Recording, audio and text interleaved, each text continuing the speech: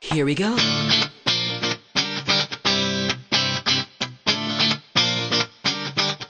Let me lift you up. We'll go right to the top. Let the sun come up. Together we can fly. All our hearts collide. Stay here by my side. I say we jump, we fly, we reach out to the sky. And it goes on and on and on and on and on. And we go on and on and on and on. And it goes on and on and on and on and on. And we go on and on and on and on. We're gonna fly high, be alive. Yeah. We're gonna fly high, be alive. We're gonna fly high, be alive.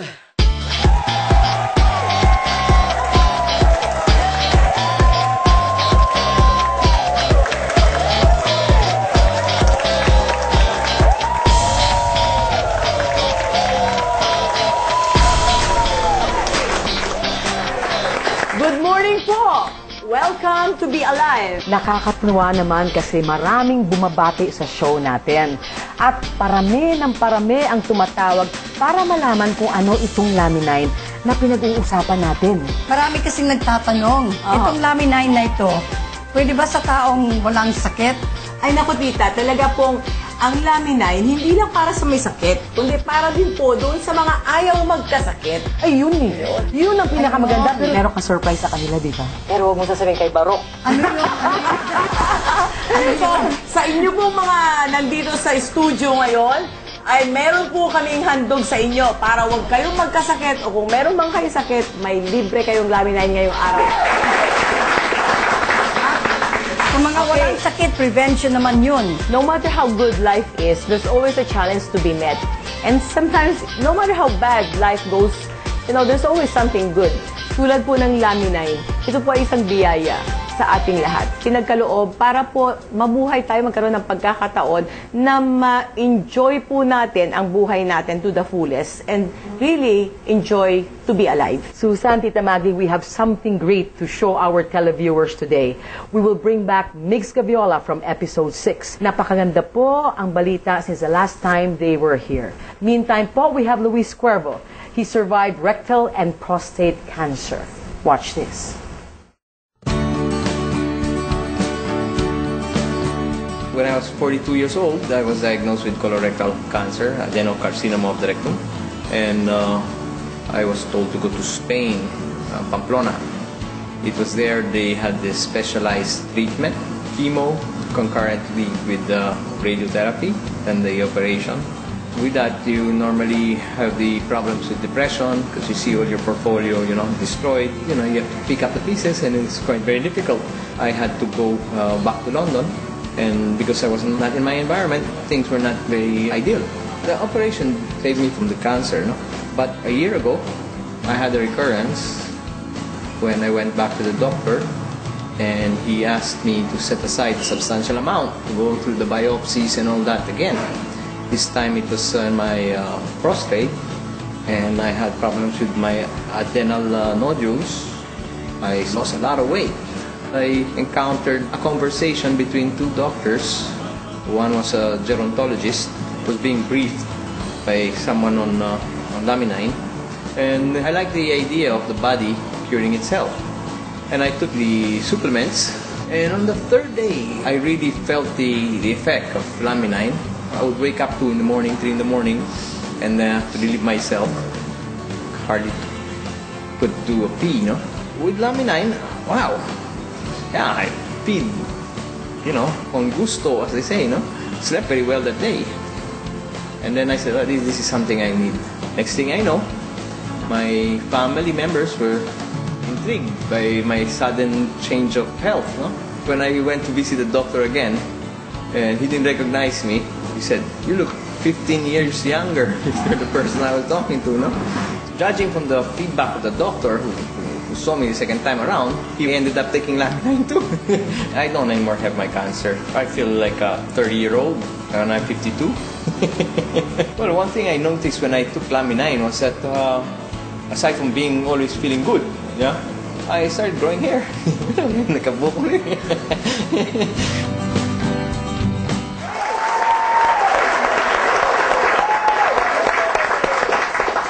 When we come back, we will have Luis Cuervo, Migs Gaviola, and Be Alive. We'll be right back.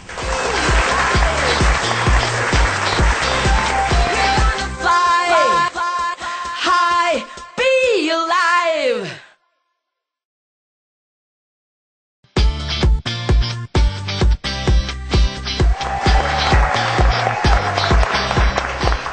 Good morning, Luis. Good morning. Luis, you had a very extraordinary story, no? Colorful, And yeah. You had prostate cancer. Yes, I did. Actually, rectal cancer muna, Yeah. no? And then after 10 years, prostate, That's right. no? And Laminine helped you a lot. Oh, yes, definitely. Thanks to Laminine, I'm here. Looking good. And I saw also pictures, and I can see you look much, much younger. And you know, it's nice. Susan, dati-dati walang buhok si Luis. Secret. Pero ngayon tumubo na. No, talagang Oo nga, ano no? nga. Totoo ba yun? Talagang because of Laminine? You did not do anything that was else? actually the accident. Because I was really for the purpose of, getting myself fixed. Okay. And then, next thing I know, tubo buhok. Okay. Diba? At least when I look in the mirror every day, I'm not depressed. So, now that everybody had seen you, lalo na the whole Philippines, baka mag-umpisang tatawag na yung mga ex-girlfriend mo yan, ha? Sana. I'm back! Thank you again, Luis, for inspiring and sharing your story. Because I think that's the best thing we can do when natulungan ka ng Laminine, and I am sure you're inspiring everybody. Oh, yeah. I'm very grateful. So I want to pass on, what blessings I received. Why not try it? And feel good, like me. Very good. And you've not tried any other supplements in the past? I took all these supplements, And nothing vitamin A, vitamin C, B1, 6, 12, all that, no? Walang And then, but those were a couple of years ago. So, Ana, would you like to share who you have today? Kasama natin ngayon si Migs Gaviola. We guested her on our show last February 10. Ladies and gentlemen, please welcome back Migs Gaviola. We took a video footage of your kneecap, Migs. The first time was on November 15, 2012. At pinakita namin na wala siyang tuhod, Susan, Tita Maggie. Wala talaga, nothing. Ngayon, the second time po was January 16, nang taping tayo para sa episode niya. Ngayon, after nung pinalabas yung episode niya nung February 10, tumawag kaagad sa akin si Mig. Sabi niya, Ana, buo na ang aking tuhod.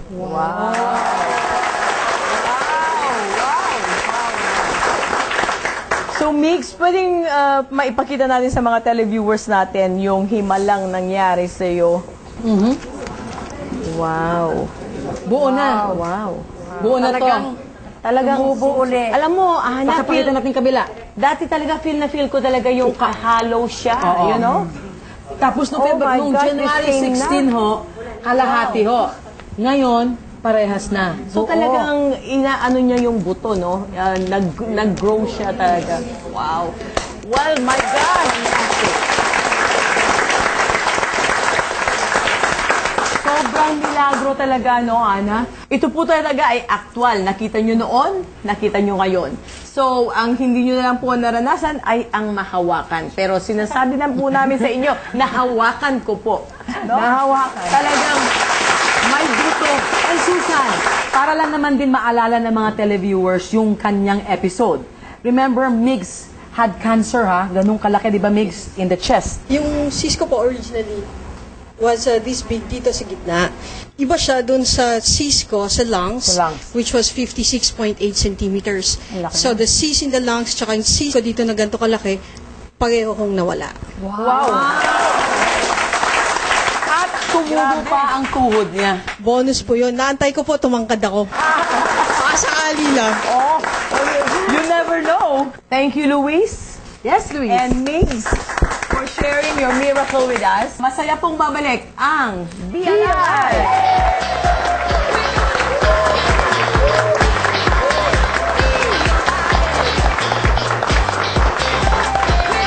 Fly high, be alive!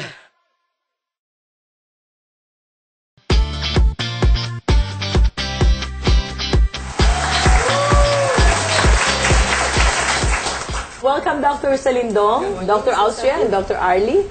Welcome po sa Be Alive. Doctors, I was wondering, paano naman nawala yung prostate cancer ni Mr. Luis Cuervo?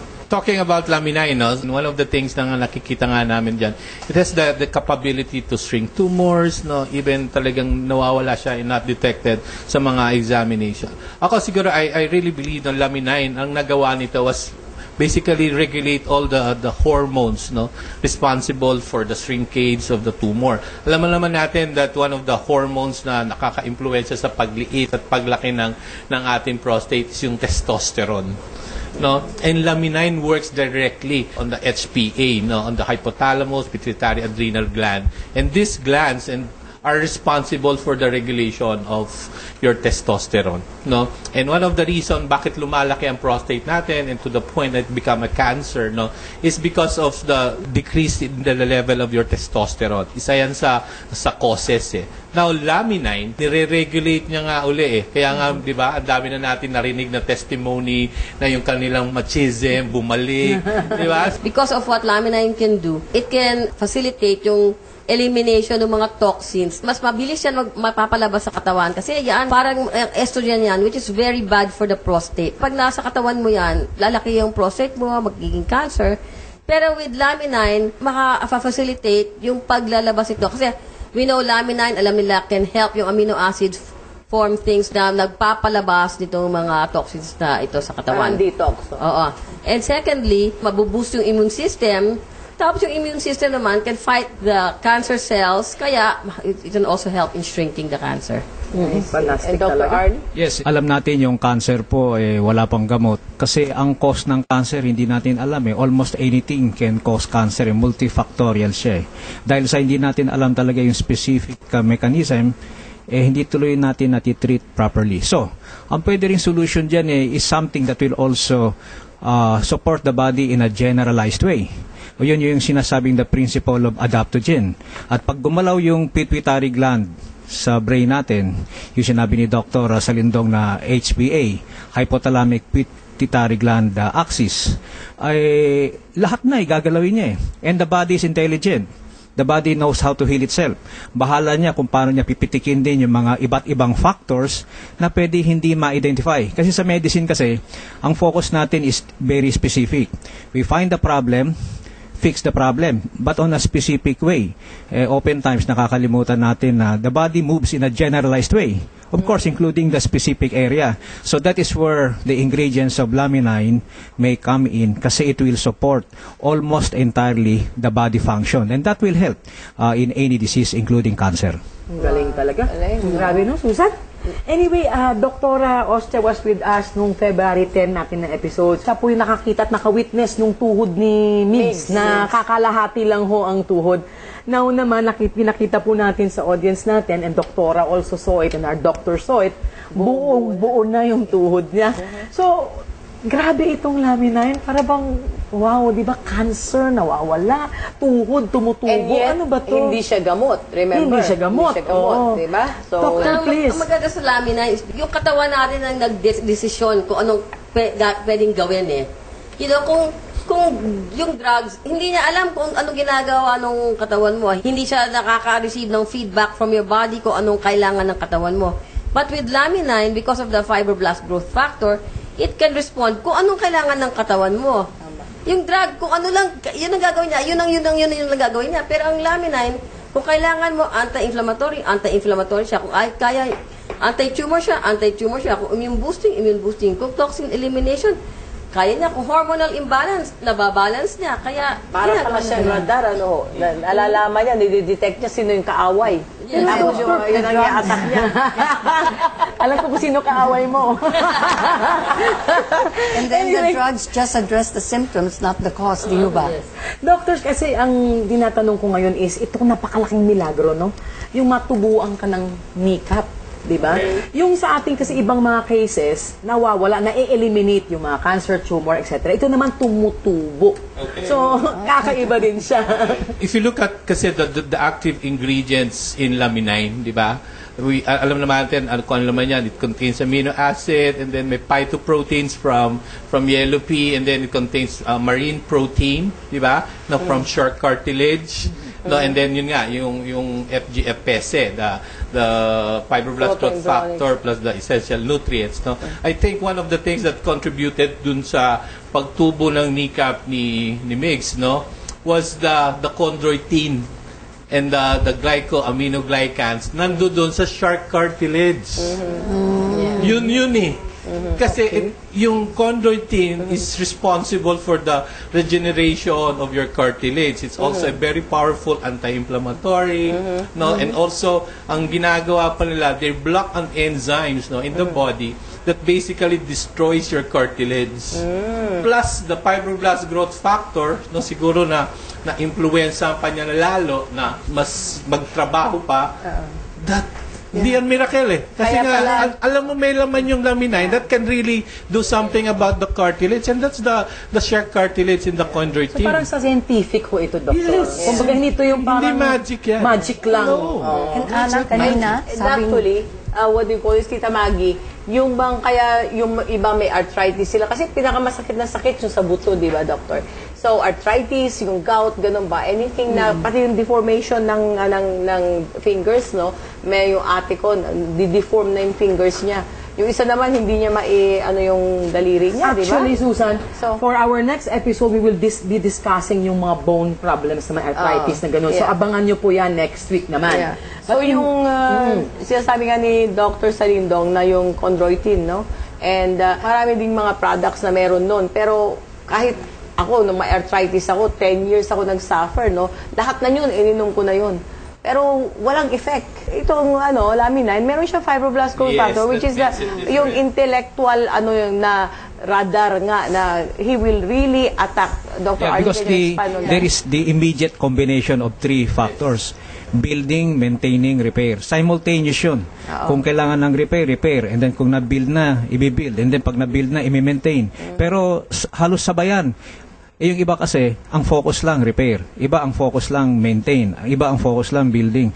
Pero the adaptogenic function of the body is simultaneous movement of these three major functions of the body: build, maintain, repair. So sa kanya nagkaroon ng repair, di ba? Yes, so nag-repair siya, and then pag na-repair na, i-maintain. Di ba? And then kung kailangan mag-build, magbe-build. That's where the body's infinite intelligence, which came from God, comes in. Para tayo nagiging bata ba? Di ba nung bata tayo, pag napilayan ka o nabalian ka, gumagaling ka kaagad kasi nga young pa yung mga cells natin siguro. So, parang yun, Nare-restore yun, yung function na usually nakikita sa bata. And still, no, what's the best about this product, laminine, no? Kasi nga, it's because of the fibroblast growth factor. Without the fibroblast growth factor, I don't think that the chondroitin alone or the shark cartilage, can produce the same result. Kasi there's a lot of shark cartilage supplement in the market, pero seldom you see a result as fascinating, as amazing as like this one, And because of the Doctor, you fibroblast said growth that factor. an operation like for the kneecap would cost about $500,000 pesos. We were doing ACL. Wow! We just $500,000. Grabe. Sa Pilipinas yun, Doktor. Kasi sa US, ang mahal nun. Mas mahal pa lalo. I have one patient kasi also the same case, no, but this one is a ACL tear. No, napunit yung tendon niya. This is a basketball player, no. Before sabi niya kailangan ko na magpa-surgery. Huwag muna. Try laminine plus I gave calcium, collagen and the others, no, together with laminine. Yeah. Nag-repair eh. Wow. I have also the document for this. Very I'll share it with you later.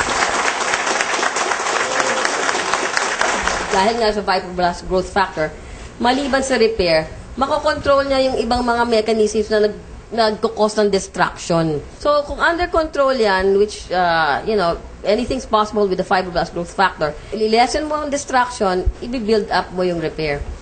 So ngayon ho, na alam nyo nang pwede nang ma-repair at tumubo ang mga buto nyo, hindi ho ibig sabihin ay hindi na kayo mag-iingat. mag-ingat pa rin po kayo. Dahil prevention is better than cure. Yes. Baka mamaya magmaneho kayo. Gano'n, di ba may laminain naman eh. Kahit mabangga na ako. Bunggo natin sa pader. Todo walang Wag preno. po.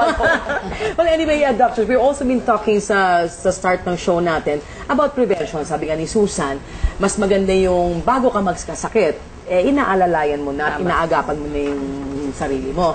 Can you tell us something about that, Dr. Austria? Well, sa prevention, there are a lot of things na bago mo ma-damage yung organs mo, aagapan mo na. And constantly, because of all our pollution, ganyan, nasisira yung organs natin. Yung cataract is because nasisira yung lens natin. Yung arteries natin, because of the inflammation, nagbabara. Same with the joint, same with the skin, kaya nagkakaroon ng wrinkles, no? So, if we take Lamine on a preventive basis, i-repair niya constantly, no? Kaya nga sabi niyo, kung hindi kayo mag-ingat, ma-aksidente kayo, i-repair kayo yung Lamine. Pero baka hindi na niya makaya yung anti-aging kasi busy-busy na siya sa kaka-repair. Tama.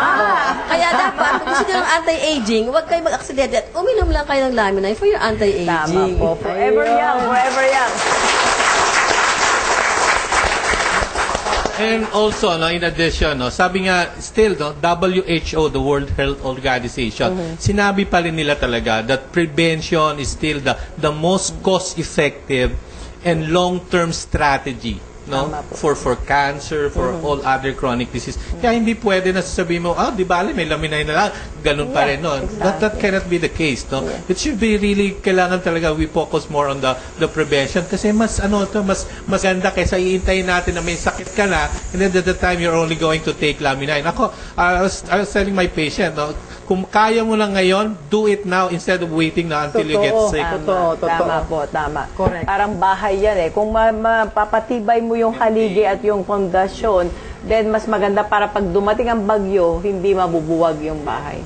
Magkikita tayong lahat hanggang 100 years old. At saka ang Lamine, hindi lang sa rebuild. Siyempre, inaano pa rin niya yung mechanisms ng katawan natin pag-eliminate ng toxins at saka yung mga nakakasira. So, tinatanggal mo na yung nagdi-destroy. Hindi siya nadi-destroy. Maliban sa nagdi-build ka. Yan ang prevention mo. Kasi, like for the joint, hindi naman yung, it's actually the joint is very active. It's really, pag pinag-aralan mo yung joint metabolism, it's really a balance of what is being destroyed and kung ano yung nare-repair. So, pag natalo yung nare-repair, manay distraction. Because of the fibroblast growth factor. Siya nakakapag-decide ano ang priority eh. Pero talagang preventive po. Sa Europe talaga mas preventive pa sila.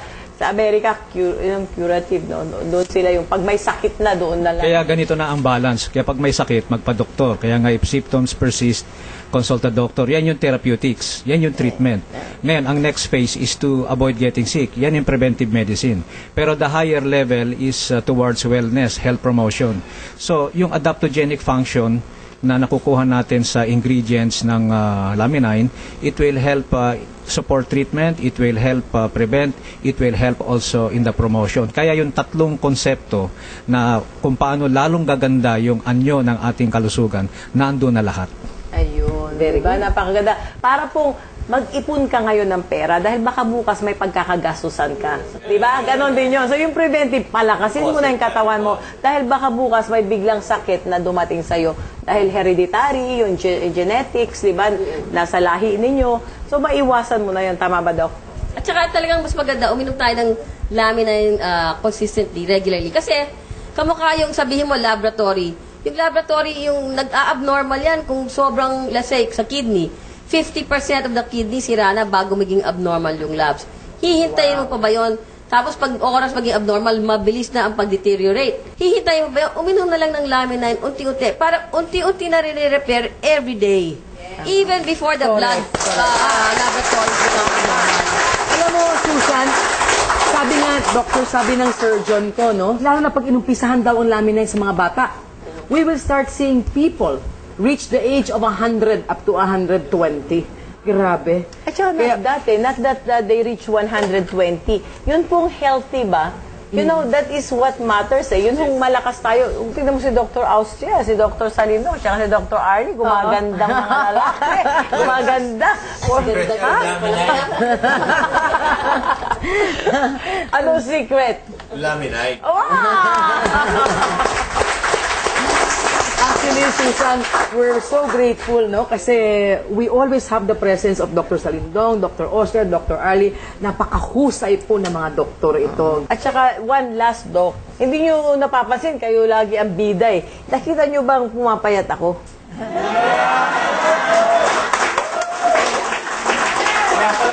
Outfit ka na, ha? Oo. Dati, Doc, ang mga suot ko, yung mga kurtina namin, ginagamit kong damit. Kumisa, kumot na. Ngayon, binago ko yung dosage, 5 and 5. Wow. After meals, before. Oh my gosh. Ganun pa rin. At the end Before of the breakfast and before sleeping. 5 and 5. Dati 2 and 2 lang. I started burning fat. Galing And naman. cellulite. Oh, you know? Mga kaibigan, hindi naman po kami papayag na walang epekto sa melanine. Hindi tamagi ho, bumata ako, commute. Anyway, Susan, we have to wrap up again and we'd like to thank our doctors. Thank you, Doc. Thank you very, very much. Thank you very much. Be alive, of course. We'll be right back. Don't go away.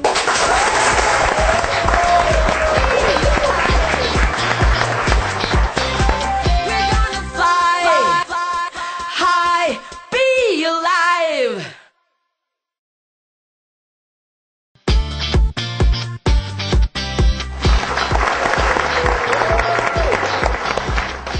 Maraming salamat po ulit sa pagtangkilik niyo sa aming programa at hanggang sa muli.